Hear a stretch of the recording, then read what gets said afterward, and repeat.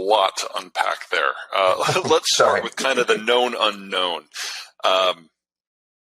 The demographic situation is worse than any country in history. The banking situation is worse than any country in history. The dependence on imported energy and the inputs that allow them to import their own food suggest that a deindustrialization and an agricultural collapse is in the offing should anything go wrong. Their military is limited to a largely coastal fleet. Doesn't mean it can't hurt Taiwan badly. In fact, if a war were to be pulled off today and the Chinese did get their sneak attack in, they'd probably win because U.S. forces are just too far away and can't get there soon enough. But that doesn't solve any of their problems. Demographics can't be solved with military force, and anything that they do to piss off the United States could very well lead to a trade cutoff of everything that matters to them. Now, the Chinese don't believe that that will happen. They don't think anyone is that serious about defending Taiwan, and I would argue that's probably a miscalculation, but that's what happens when you have a cult of personality government. And that cult of personality government kind of leads us to this fentanyl thing. The problem with the cult of personality is no one is willing to tell the leader the truth. We've seen a lot of that, the spy balloon, with COVID, with their agricultural sector. But it also means that you will get mid to low level and mid to low intelligence bureaucrats who think they're doing the leader's bidding and will do things that maybe aren't in the country's best interests. Now, the spy balloon is an excellent example of that because, let's be honest, this was a giant thing about the size of an Embraer jet. If you've ever flown out of a small airport, you know what those are. They're like the Barbie dream jets with 2 seats on one side and 1 seat on the other. Completely horrible aircraft. A pain to be on, tiny, unless it's dangling from a 400-foot diameter balloon, in which case, it's pretty substantial. Now, the Biden administration's first gut was to shoot the thing down, but the intelligence and defense officials in the U.S. talked him out of it. She's like, Mr. President, it's not going to see anything. It's like it's going over our missile launching facilities, which are going to be closed unless you're planning on launching a general nuclear strike next week. So let's just do whisper sensors on the thing, put a helicopter below it, a spy plane above it, and for 9 days just track the bastard all the way across the country and get all of the cryptography, get the hardware on the back end, find out where the orders are coming from and going to. It'll be the intelligence find of a decade. It's the dumbest thing I've ever seen a country do. And if you think of the last 20, 30 years, a lot of countries have done a lot of really dumb things. Fentanyl, it fell into the category of the defense ministry didn't know. Xi didn't know, but some dumbass in their intelligence services thought that this is what he was supposed to do to, beat the chest.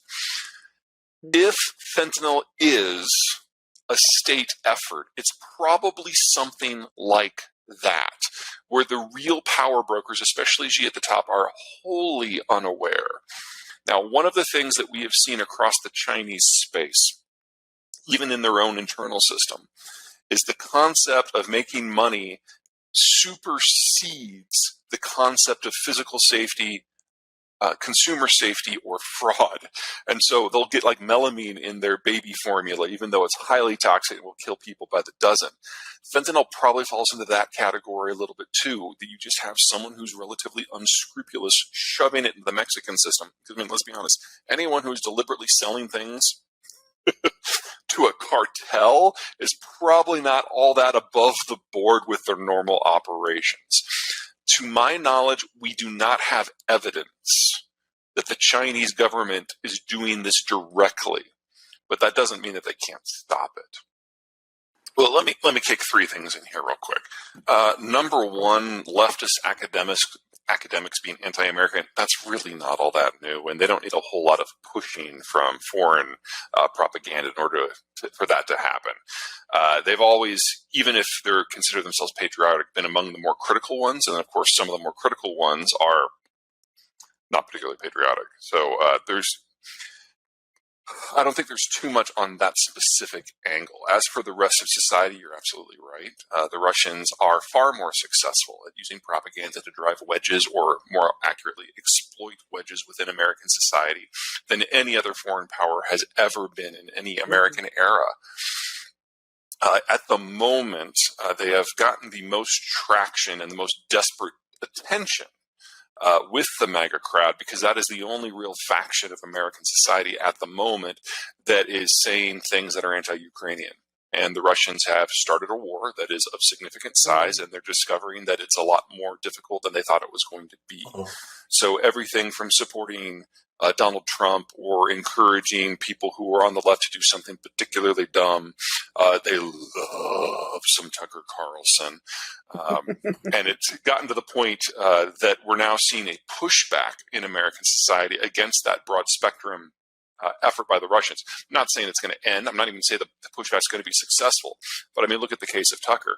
He caused so many headaches for the folks at Fox that he got let go. I mean, he's literally going to cost them $2 billion over the next few weeks. I mean, that's a really good reason to get rid of a lion sack of shit that's basically repeating Russian propaganda. Sorry, I kind of got away from myself there. There's another angle that you were after. Now, the problem is when you're a victim of propaganda, you believe you have a vested personal interest in continuing to do what you're doing, because to say otherwise would expose you as somebody who is wrong. And that's embarrassing. And especially if it's wrapped up with your own political agenda, what are you going to say? Everything about me is wrong, and that's why we have foreign people manipulating me? I mean, that takes a swallowing a lot of ego. And let's, just call it what it is. Donald Trump has a bit of an ego. We have the same thing with people on the left. Bernie Sanders fell in the same category. Jill Stein of the Green Party, absolutely the same. But with those two people, the Russians never got the success that they've had. If Bernie Sanders says something about foreign policy, everybody's eyes glaze over. It doesn't generate a new movement. With Donald Trump, it did. Let me rephrase that. Conservative populists, they existed long before Donald Trump came along, but they were kind of on the fringes of the political system. They've now had a taste of power. They're not going to go away. They are part of the web work, and they are ultimately going to be an indelible part of the American political landscape moving forward. Hopefully they'll get a little bit smarter about who they believe, but with all political factions that come in from the cold, there's always going to be an adjustment period. They're going through theirs now. As to whether or not they can ever gain power again, I don't think in the near term. From my point of view, the independents have been so horrified by what the Trump movement has done. First on January 6th, then in the midterm elections, and most recently with the town hall that we just saw, which was, basically Trumpism, all caps, that they will never vote for a MAGA candidate ever again. There was a lot of exit polling done after the midterms, and the vast majority of independents, not people who say they're independent but really side with the party 3/4 of the time, but actual independents, said that while they disagree with Biden's economic policies and thought those policies personally harmed them, they still massively voted in favor of Democrats because they saw what the Trump movement was doing was so antithetical to their